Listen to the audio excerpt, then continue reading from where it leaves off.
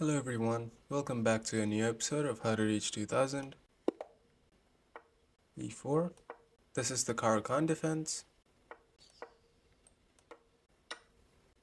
If they wanted to play the exchange, they should probably not put the knight on c3. I'm gonna block with the knight. I'm not worried about this trade. That makes my center very solid. I can have a lot of pawns in the center. d3. Let's bring the other knight out.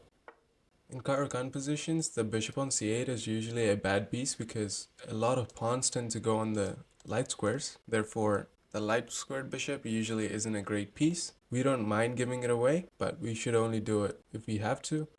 Let's play bishop to g4, putting some pressure on this knight.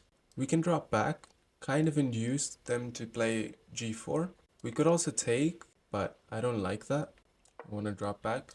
Maybe I want to do something over here. If they really want to go g4, then this is the time. I'm not worried about this. I can play rook to c8 or even move my queen. In fact, I like moving my queen. But maybe then f4. Rook here, f4. Did I kind of blunder this? I might have underestimated the power of g4. Well, I have to deal with it now. Rook to c8, defending this an extra time. This is not a good move. Knight takes, pawn takes, and then I'm gonna lose. This I think is a slow plan. I think I have this. e6, solidifying the center. Not worried about g5 because I can go here and everything is defended. The only move that's scary in my position is this. They're trying to trap my bishop, and I don't see a good way to defend against it. He's going for the double pin. Now I think I should attack their knight. Let's see what he does.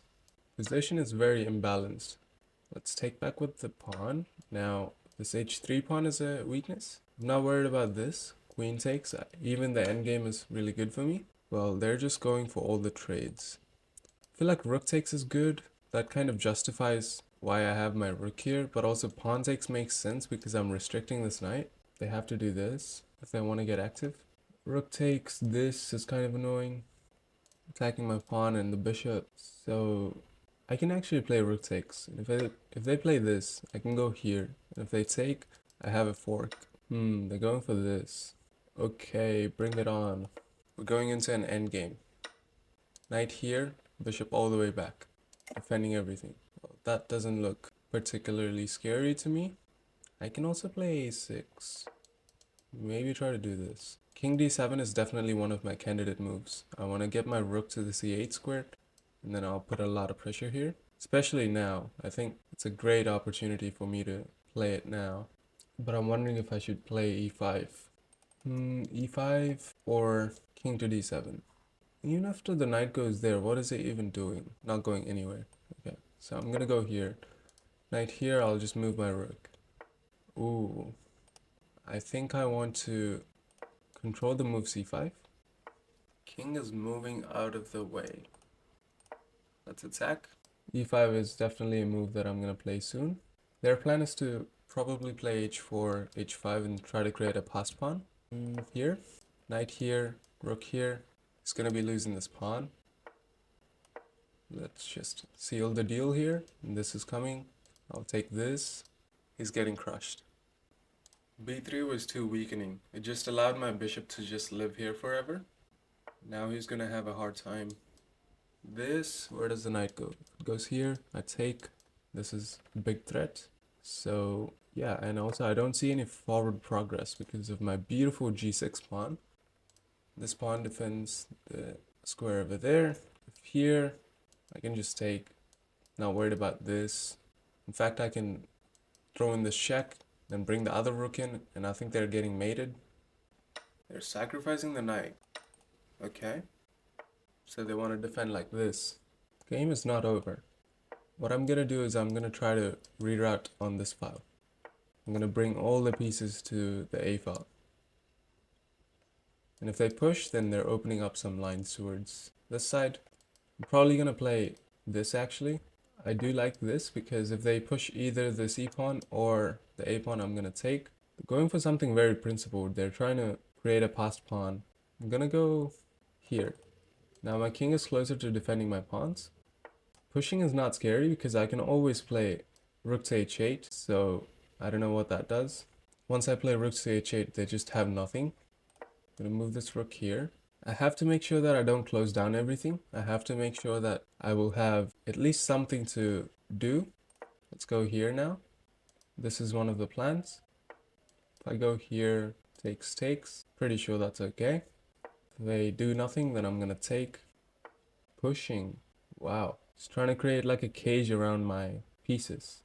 I don't think pushing makes much sense, so I'm going to take and then move my king over. It's very annoying that I cannot move these pawns, so I have to try to win this pawn. Now I have to play this to prevent the promotion. They're getting in with the rook. Suddenly my position kinda sucks. What did I do wrong? I think this is a decent plan. Trying to cut off some circulation. And also I noticed this is a plan. I've just noticed that I have a brilliant idea here. I can go here, and I'm threatening rook takes. Wow. Let's see if our opponent notices it. Oh, but they're threatening this. This is some crazy stuff. But I think I can take. Takes, and if push, takes. After rook takes, I'm gonna take like this. And if this, I'm gonna checkmate them. My opponent played well. He sacrificed a piece and he produced a lot of counterplay. Maybe I missed rook takes a2 like a bunch of times, but I wanted to prepare it. I think they should have tried c3. After that, I would have taken and then taken this pawn. My opponent did create a bunch of counterplay, which was very annoying, but my bishop is just a better piece. I played at 90.0 accuracy and I got a brilliant move. This is the first brilliant move in this series. My opponent played at 79.1 accuracy.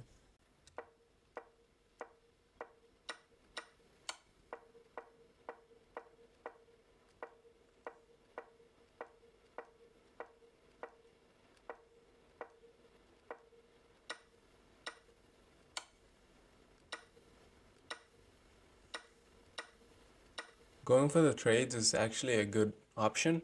This is a much better position for me because of how active my pieces are, and also my pawn structure is very nice. I don't have many weaknesses in this position. I play a6 just to control a bit more of the knight squares.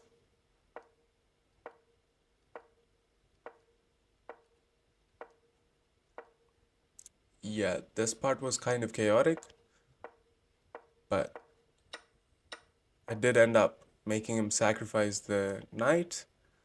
I was losing some of the advantage here. Like, I was throwing a bit, but it was okay.